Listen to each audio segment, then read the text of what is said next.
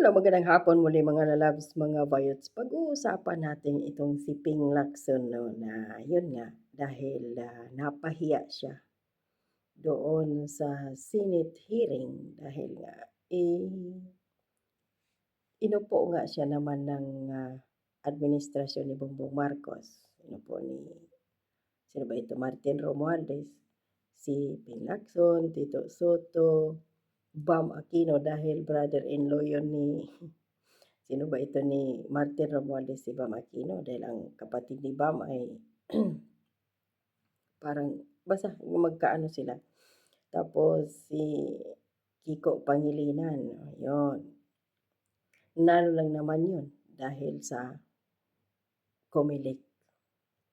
So wala nang masabi si Ping Lacson dahil pahiya siya eh.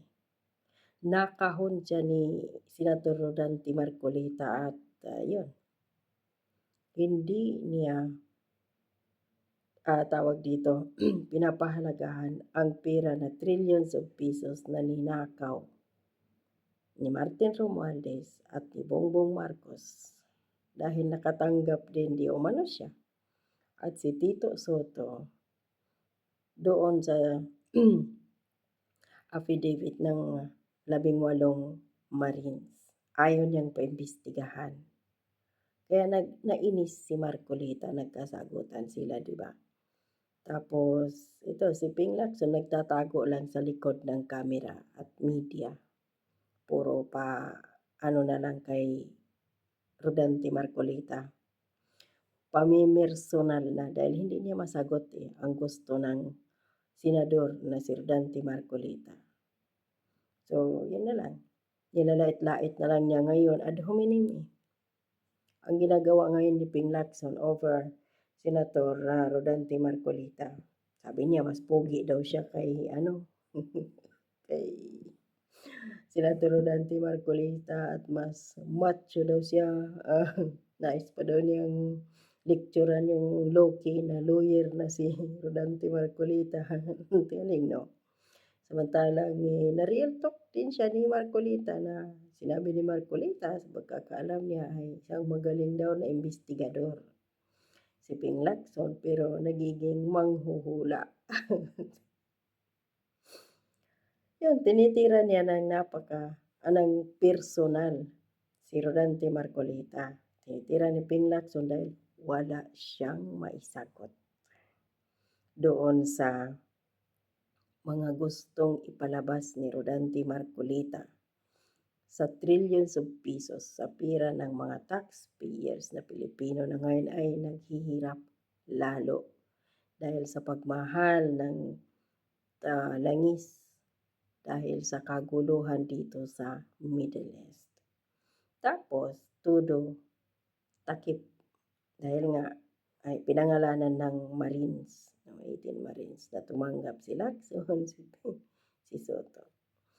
So, wala namang nais na ibang nais si Senator Rodante Marcolita.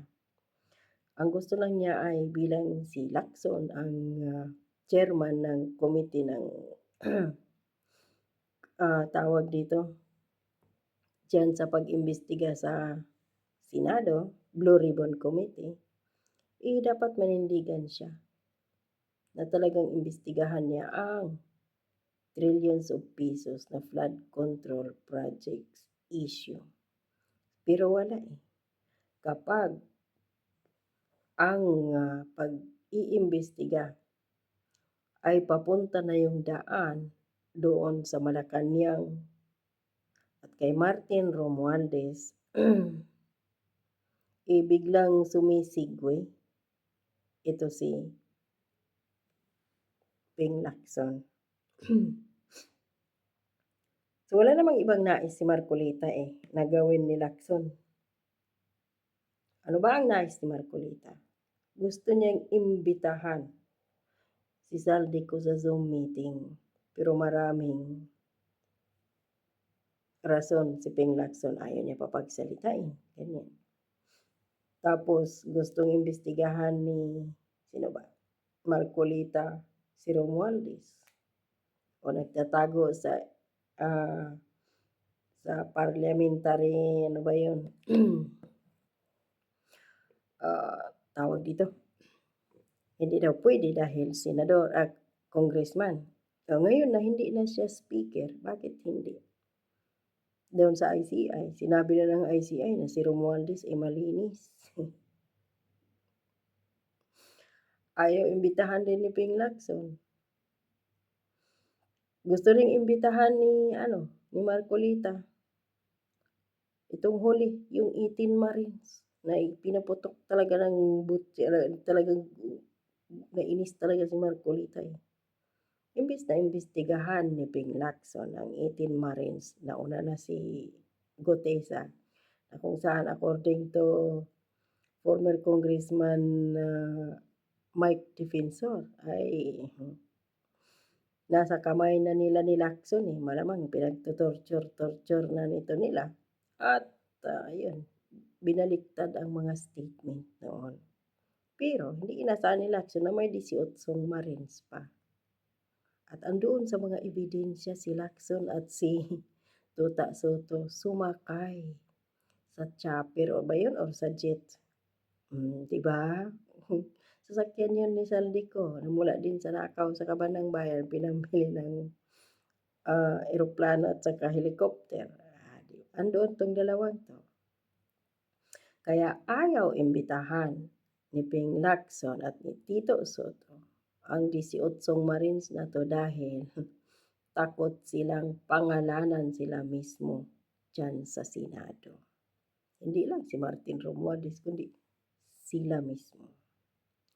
So, ang gustong malaman, kung sino yung mga mastermind yan, which is alam naman natin talaga ang mastermind, si Martin Romualdez. At saka sino pa? Si Bongbong Marcos. Dahil siya yung final and signatory ng taunang budget. Pero, todo takip si Ping Lacson sa mastermind. Dahil may utang na loob. Ikaw ba naman talo ka sa election last year tapos bigla kayong pinanalo at inupo bilang chairman ng Blue Ribbon Committee sa Senado at House Speaker si Tuta Soto, taga-protekta ni Bongbong Marcos at ni Martin Romualdez. At the same time, taga-protekta din sila ng kanilang mga sarili at iba pang mga congressmen, congresswoman at mga senador at kung sino pa yung mga sangkot dyan sa pagnanakaw ng mali-malitang pira ng taxpayers na mga Pilipino. Sila nagnanakawan at sila din ay nagtatakipan. Si Remulla, inupo dyan sa ombudsman na kahit magiging presidente pa si VP Sara ay hindi basta-basta makasuhan o malitis, makasuhan si Bongbong Marcos at kung sino pa dahil may isang Boying Remulla. Nandun, magtatakip, magtatanggol sa mga isyu at ang mga yan, tatakas yan pagkatapos ng 6 years terms ni Bongbong Marcos at iba ng presidente kung si VP Sara. Wala nang mga yan. Paldo na eh.